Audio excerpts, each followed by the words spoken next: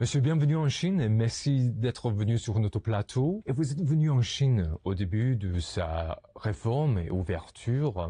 Comment est-ce que vos voyages en Chine vous ont changé ou transformé en tant qu'occidental? Très certainement, bien sûr que ces voyages m'ont transformé dans la mesure où j'ai découvert une société qui m'était étrangère, que je ne connaissais que par les récits de mon père ou d'autres personnes qui étaient venues en Chine.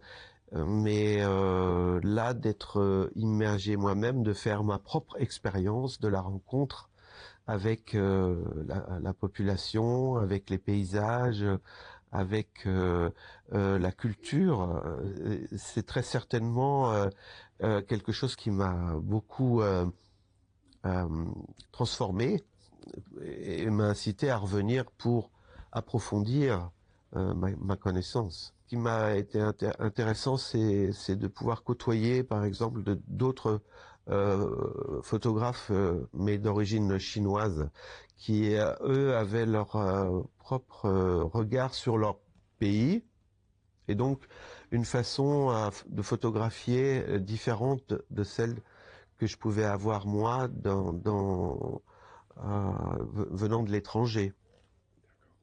Donc cette communication-là a permis beaucoup oui, d'enrichissement au niveau culturel, dialogue interculturel et aussi intergénérationnel, oui.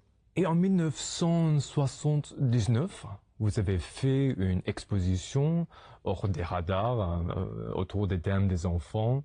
Qu'est-ce qui vous intéresse chez les enfants? Alors, oui, c'est une bonne question. Les enfants, ce qui m'intéresse, c'est que ils ont encore une certaine forme d'innocence. Ils ne jugent pas, ils ne condamnent pas, et c'est un peu, voilà, une période que l'on perd en grandissant. Et je trouvais que photographier les enfants, c'était un petit peu retrouver cette période de la simplicité, de l'innocence qu'on perd un peu en grandissant. Et c'est vrai que j'ai eu beaucoup de retours de, d'échanges de regards avec ces enfants qui certainement me renvoyaient à ma propre enfance à moi. Et en 2019, vous êtes allé à Guizhou pour photographier le groupe ethnique Shui, ce qui a contribué à demander à l'inscription au registre de la mémoire du monde. Qu'est-ce qui vous a frappé le plus là? D'abord, c'est de découvrir cette culture de minorité que je ne connaissais pas, et donc c'est vrai que de découvrir une véritable culture avec une écriture qui était même plus ancienne que l'écriture mandarin, euh, qui est déjà pour moi une écriture ancienne, et de découvrir également,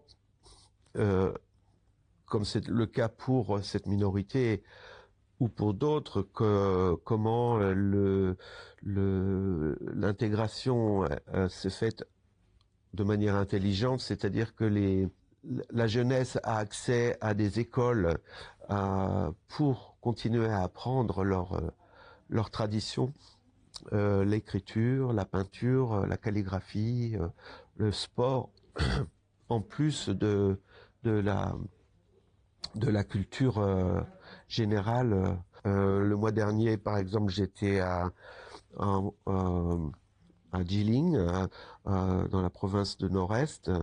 Là aussi, j'ai pu constater qu'il y avait des minorités toutes différentes et qui vivent toutes ensemble dans un même projet.